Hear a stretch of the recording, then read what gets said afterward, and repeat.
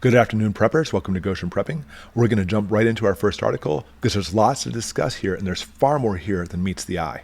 Biden's semiconductor push has states jockeying for billions in federal cash with dreams of the next manufacturing boom. And the word dream is the key word in this, by the way. Well, we haven't seen this kind of economic potential since corn, said Nebraska State Senator Mike McDonnell, who is the one who introduced legislation. In the coming months, the government plans to start doling out more than $50 billion in semiconductor manufacturing and research, part of the CHIPS and Science Act. And I'm certainly not trying to talk down manufacturing beginning in the United States or new startups. That's what America's founded on, and that's what we need to do far more of. However, it seems to be, when I use the word dream, more of a pipe dream, wondering if it's actually going to actually come into fruition. Let me explain.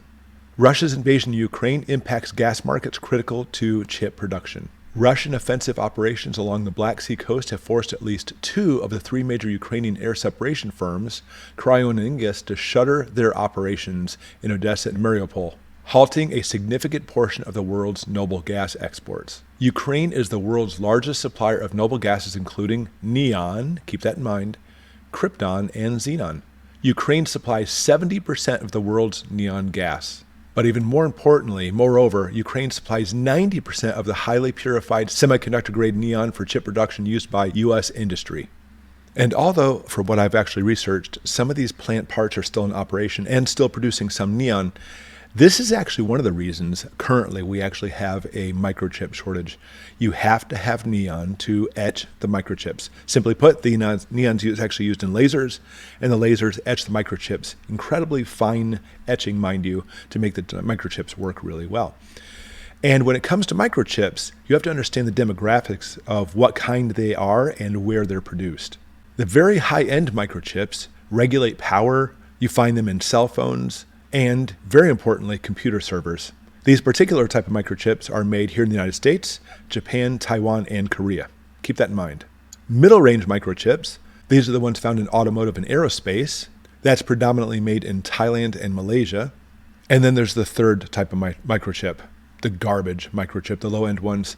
This is found and predominantly used in China. So all these Chinese garbage, little trinket electronic devices that don't do very well are actually coming from the last part of that neon, these low-grade microchips. Now, when we talk about as far as imports of neon in the United States, we're looking at 90%, but 80% going out to the world is actually made for, well, stuff we'd use for the high-end microchip stuff. And that neon gas supply has kind of been cut off. It's definitely being threatened.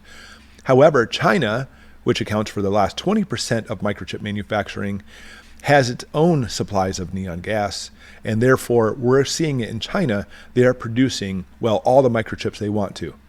Microchips in their own garbage that they try to sell us. Now, isn't it interesting that a lot of the high-end chips which aren't being produced in China are being produced in Taiwan? And what do we see? China chomping at the bit, trying to come to Taiwan to take it over. I mean, I'm not going to be naive and say that's the only reason why China wants to take over Taiwan. They literally believe Taiwan is part of their territory because it used to be, just like Ukraine used to be part of Russia, and they're doing whatever they can to try to take it over again. They very much want to, but again, the economy is holding them back.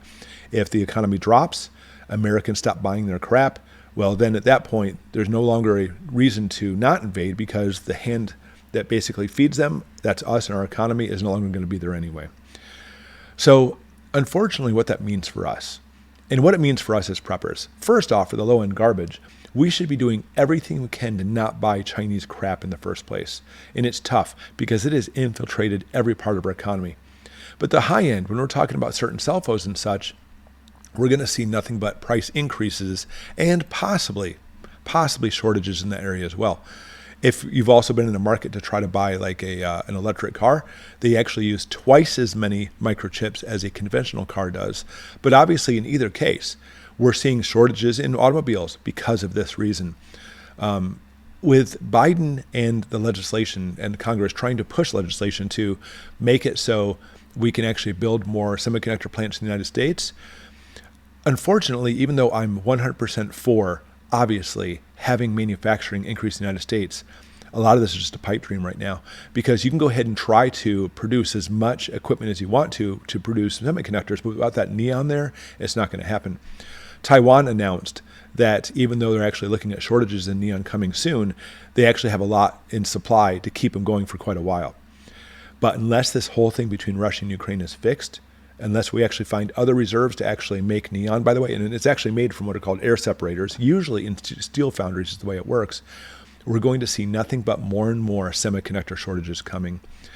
Be prepared for this. And again, there's a lot of things we can be prepared for and things we can't. This should not really impact you as much, but it certainly is going to cause a toll and downgrade of the American economy if we can't get the neon to make those microchips.